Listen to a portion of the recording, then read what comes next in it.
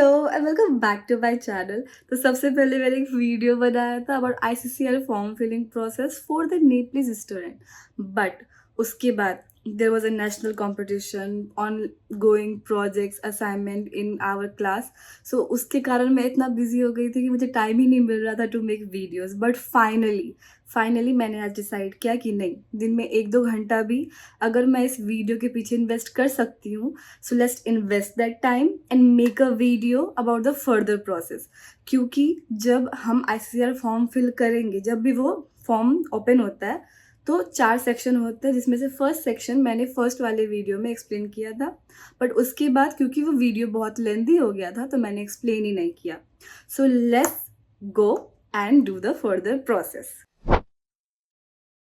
So in last video हमने first page complete देखा था, जिसमें से last was how to select the universities and the course. सब स्ट्रीम सब्जेक्ट यूनिवर्सिटीज़ आपको सही तरीके से सेलेक्ट करके वहाँ पे रखना है, क्योंकि अगर कोई भी यूनिवर्सिटीज़ के अंदर जो कोर्स नहीं है वो आपने चूज़ कर लिया तो वो वैसे भी नॉट एप्लीकेबल, तो वो आपका ऑप्शन ही नेगलेक्ट हो गया। तो हमें पांचों के पांचों ऑप्शन सेव करने हैं और अच्छी तरीके से यूटिलाइज करने हैं। तो वहाँ तक कंप्लीट हो चुका था, right? So now we will go to next page,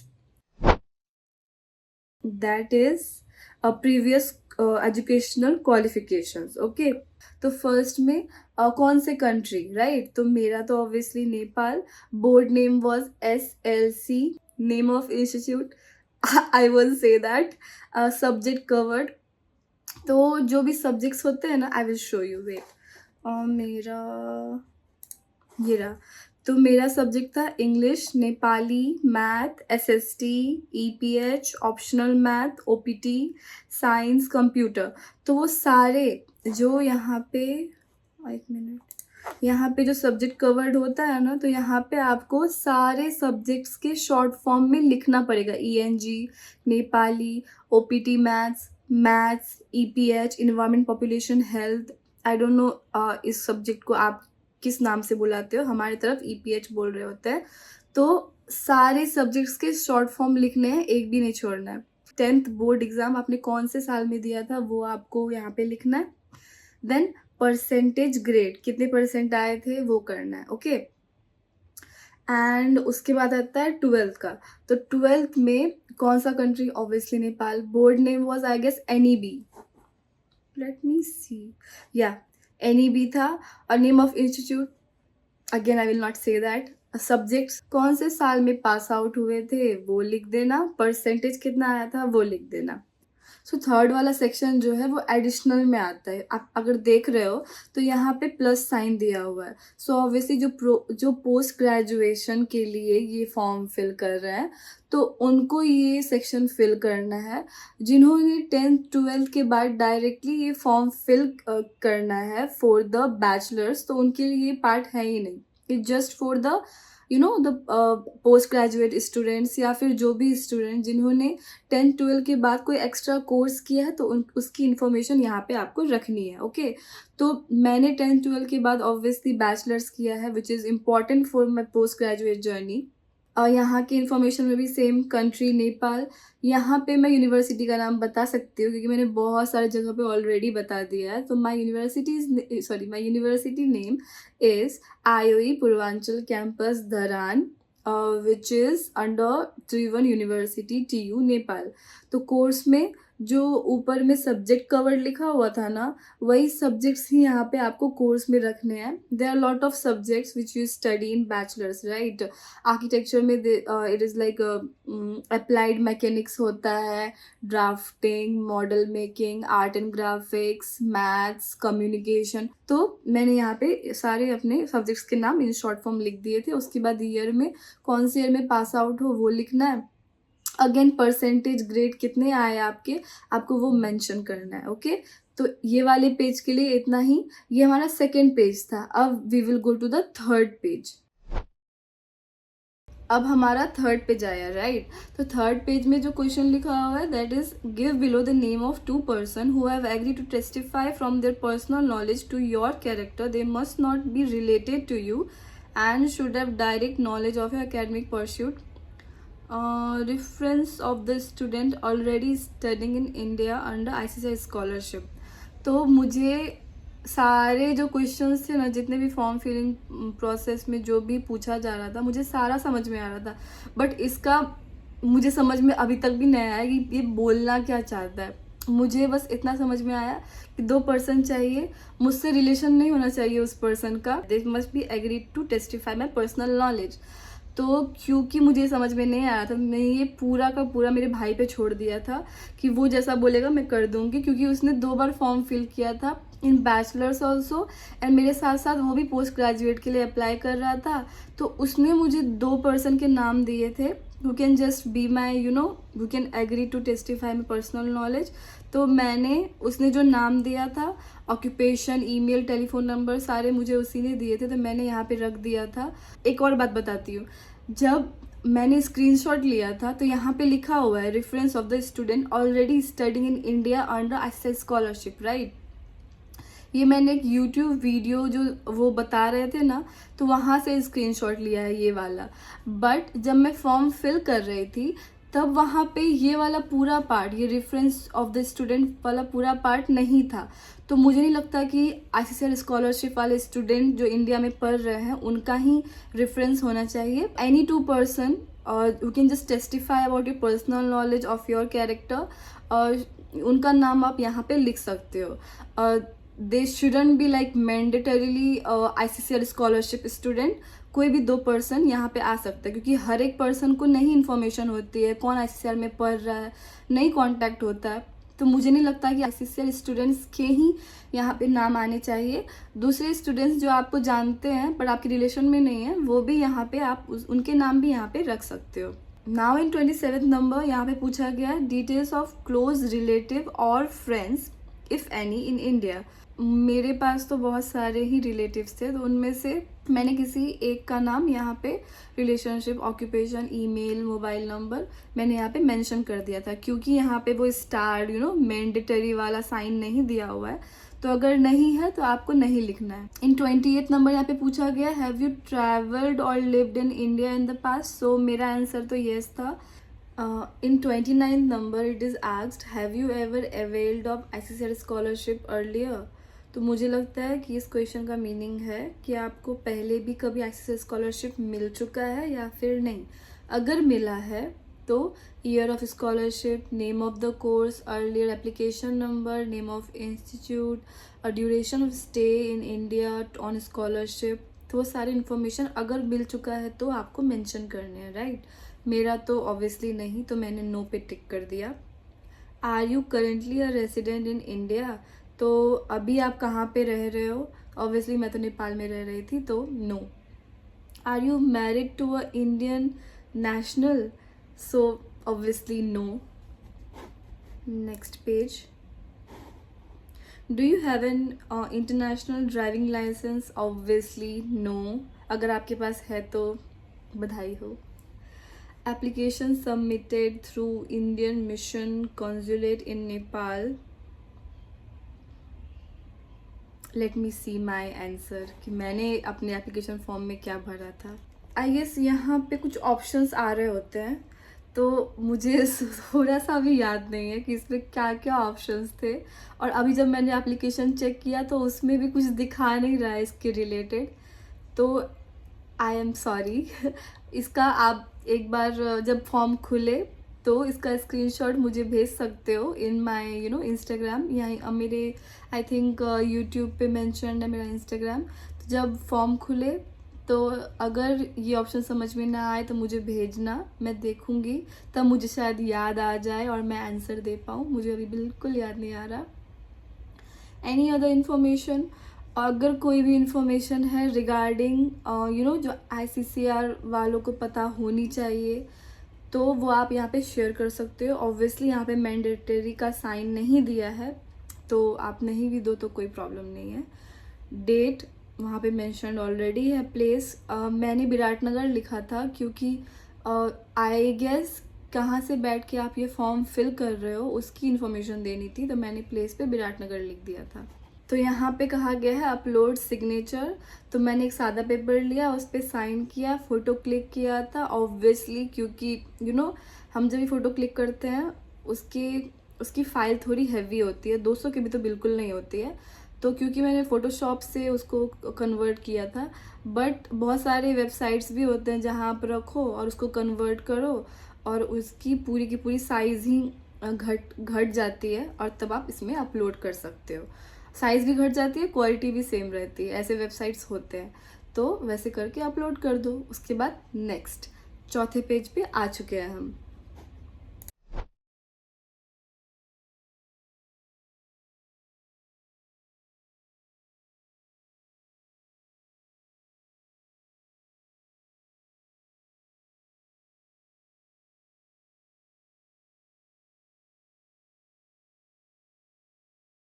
So this one is the last part of the form filling process. This is the fourth page of the process. And यहाँ पे ज़्यादातर सारे ही mandatory हैं 8 number को छोड़ के। तो first number पूछा गया है permanent unique ID. Permanent unique ID का सिंपल मीनिंग यही निकलता है, हमारा यहाँ पे नागरिकता का फ़ोटो क्लिक करके पीडीएफ में कन्वर्ट करके उसको 1 MB से लेस रखना है, देन उसके बाद ही वो अपलोड होगा, राइट। सो यहाँ पे परमानेंट आईडी जो है that is denoting the citizenship certificate of Nepalese citizen. And passport copy, जो भी हमारे जो पासपोर्ट है राइट, उसके एक पेज होता है जहाँ पे फ्रंट बैक में सारे information like personal information, residence address, और कब बना था, कब है एक्सपायरी डेट, वो सारे जो इन्फॉर्मेशन वाले पेज होते हैं उसका फ्रंट एंड बैक लेके आपको पीडीएफ में कन्वर्ट करके यहाँ पे कहा गया है 2 MB। सो यहाँ पे 2 MB एटलीस्ट दिया गया है, तो 2 MB से लेस रखना है पीडीएफ को और उसको अपलोड कर देना है। स्कूल वाले डॉक्यूमेंट्स में मेरे 4 पीडीएफ थे जिसको मैंने मर्ज किया था एंड तब उसको अपलोड किया था। उस 4 पीडीएफ में आता है मेरा मार्कशीट, कैरेक्टर सर्टिफिकेट और ट्रांसफ़र सर्टिफिकेट एंड प्रमाण पत्र सर्टिफिकेट, एसएलसी प्रमाण पत्र सर्टिफिकेट। तो उन चारों को सबसे पहले मैंने मर्ज किया था, उसके बाद उसको कंप्रेस किया एंड देन जब उसकी फाइल साइज़ घटी according to the eligible file size, तब उसको मैंने अपलोड किया था। सो उसके बाद 12th के मार्क्स, ग्रेड्स एंड ट्रांसक्रिप्ट यहाँ पे मांगा गया है। तो मैंने यहाँ पे 12th के जो मार्कशीट थे, फिर ट्रांसफ़र, कैरेक्टर, ट्रांसक्रिप्ट, प्रोविजनल और उन सभी को मर्ज करके मैंने कंप्रेस किया और अपलोड कर दिया था। तो आफ्टर ऑल द डॉक्यूमेंट्स, तो अब बारी आती है मेडिकल फिटनेस सर्टिफिकेट की। तो उसमें यहाँ पे लिखा हुआ है डाउनलोड फॉर्मेट। मैंने ऑलरेडी जब मैं फॉर्म फिल कर रही थी मैंने ऑलरेडी डाउनलोड करके रखा था। So I will show you the certificate. So this is the certificate of physical fitness. जितने भी लाइक ये भी एक तरीके का फॉर्म है जो आपको इसको प्रिंट कराना है, फिल करना है। जितने भी इंफॉर्मेशन है आपके मेडिकल हिस्ट्री के बारे में, आपके पर्सनल इंफॉर्मेशन आपको यहाँ पे फिल कराने हैं। फिर आपके जो रजिस्टर्ड मेडिकल प्रैक्टिशनर्स हैं राइट, आपके कंट्री में हॉस्पिटल या फिर प्राइवेट, उनसे आपको इस जगह पे साइन लेना है, डेट, सिग्नेचर, वो हॉस्पिटल का जो भी इंफॉर्मेशन, एड्रेस, वो सारे आपको ये वाले पोर्शन पे लिखवाने हैं। मैं आपको अपने वाले दिखा देती हूँ। So this one is my physical fitness form. तो क्योंकि मेरे भाई और मैंने साथ में भरा था, जो चीज़ें मुझे आ रही होती थी तो मैं कर रही होती थी, लाइक कंप्रेस करना, वेबसाइट्स पे जाना, मर्ज करना और फाइल्स एंड डॉक्यूमेंट्स को मॉडिफाई करना फ़ोटोशॉप में, तो वो मैं कर रही होती थी। और जो फील्ड वाले काम थे ना, लाइक जाना, नोटरी कराना, कोर्ट पे जाना, मेडिकल फिटनेस, मेडिकल हॉस्पिटल्स में जाना, साइन लेना, वो मेरे पापा और मेरा भाई कर रहा था। तो ये मेरे भाई ने करवाया था। और स्टैम्प लेना है, government of Nepal, ministry of health, Kosi hospital का था ये। और डॉक्टर के नाम, उनका जो हॉस्पिटल का एड्रेस, सिग्नेचर और डेट, ये सब आपको डॉक्टर के द्वारा ही लिखाना है, सर्टिफाइड डॉक्टर जो भी वहाँ पे बैठे हुए हैं। तो ऐसे करके आपको ये फॉर्म फिल करना है। Now at 6th number, it is English translation of all document which are not originally in English। और यहाँ पे डॉक्यूमेंट का साइज दिया है 3 MB। तो आपको जितने भी डॉक्यूमेंट्स आपके नेपाली में है राइट, उसको आपको इंग्लिश ट्रांसलेट कराना है, फिर नोटरी कराना है। ये आप किसी भी वकील के पास जाओगे ना, CDO ऑफिस, कार्यालय में, तो वो वहाँ पे कुछ वकील होते हैं, तो वो ये ईज़िली आपको कर देते हैं, कुछ मनी चार्ज करते हैं। क्योंकि मेरे बहुत सारे डॉक्यूमेंट्स थे, तो मतलब वन एक का शायद 50-70 रुपीज़ ऐसा लगता है। कहीं-कहीं सस्ते कर देते हैं, कहीं-कहीं महँगे करते हैं। बल्क में कराओ, मे बी सस्ता भी हो जाएगा। तो वो देख-देख के होता है, कहीं पे यूनिफ़ॉर्म प्राइस नहीं है इस चीज़ का। English as a subject in school, college and document. तो ये मैंने आई थिंक पिछले वीडियो में भी बोला था। ये एक होता है मीडियम ऑफ इंस्ट्रक्शन MOI, तो वो सर्टिफ़िकेट आपको कॉलेज से बनवाना है। इंग्लिश एज़ अ सब्जेक्ट, वो फॉर्मेट मोस्टली कॉलेजेस के पास होता है, तो आपको खुद ही नहीं बनाना है, आपको उनको जाके बोलना है कि मुझे ये सर्टिफ़िकेट चाहिए। कॉलेज वाले ये बना के देते हैं, ऑब्वियसली कुछ मनी चार्ज करते हैं। मेरे कॉलेज में मुझसे 200 रुपये चार्ज किया था for this English as a subject का जो डॉक्यूमेंट था। And again any other document में मैंने बहुत सारे डॉक्यूमेंट्स डाल दिए थे। 1 से लेकर 7 तक में जो भी डॉक्यूमेंट्स छूट रहे हैं, जो भी डॉक्यूमेंट्स जिसमें मुझे लगता है कि मेरी मेरी प्रोफाइल बिल्ड हो रही है, लेकिन मैं यहाँ पे रख नहीं पा रही हूँ बिकॉज़ वहाँ पे कैटेगरी ही नहीं है, तो वो सारे आप एनी अदर डॉक्यूमेंट में रख सकते हो। मैंने रखा था जैसे टीचर्स के रिकमेंडेशन लेटर रखे थे, जो भी प्राइजेस मुझे मिले थे, कॉम्पिटिशन में भाग लिया था, तो जो भी सर्टिफिकेट्स थे उन सारों को मैंने मर्ज करके एनी अदर डॉक्यूमेंट में as a PDF less than 3 MB बना के रख दिया था। और लास्ट में 2 ऑप्शन है, read all the ICCR term and condition and new SOPs, उसमें भी मैंने टिक मार्क कर दिया था। उसके नीचे भी मैंने टिक मार्क करके फिर फाइनल सबमिट लिखा हुआ है यहाँ पे। वो करने के बाद इट्स डन। सो अब तक हमने जो भी किया था वो ऑनलाइन प्रोसेस है, बट हमें ऑनलाइन ऑफलाइन दोनों करना है बिफोर द डेडलाइन डेट, क्योंकि ऑनलाइन करने के बाद अगर ऑफलाइन सबमिट नहीं किया तो वो भी रद्द हो जाता है। तो ऑनलाइन का प्रोसेस तो मैंने बता दिया, अब ऑफलाइन की बारी।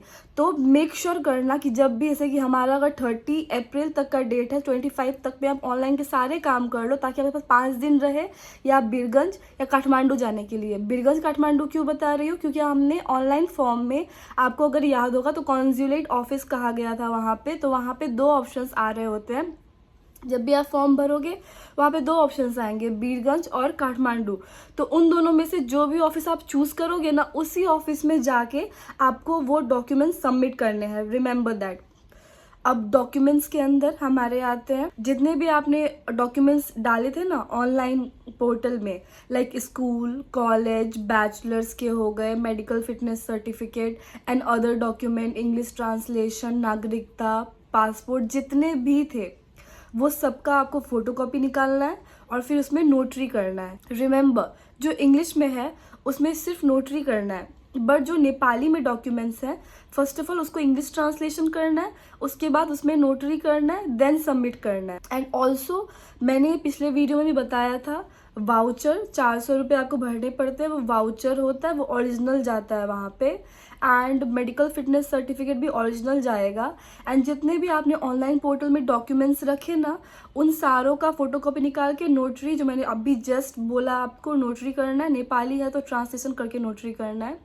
एंड जो आप ऑनलाइन फॉर्म भर रहे हो, राइट, तो वो ऑनलाइन फॉर्म सबमिट करने के बाद वहाँ प्रिंट का ऑप्शन आता है, तो आप उससे PDF डाउनलोड करोगे एंड उसको भी आप प्रिंट करोगे एंड वो भी सबमिट होगा ऑफलाइन में टू द ऑफिस, काठमांडू या बीरगंज।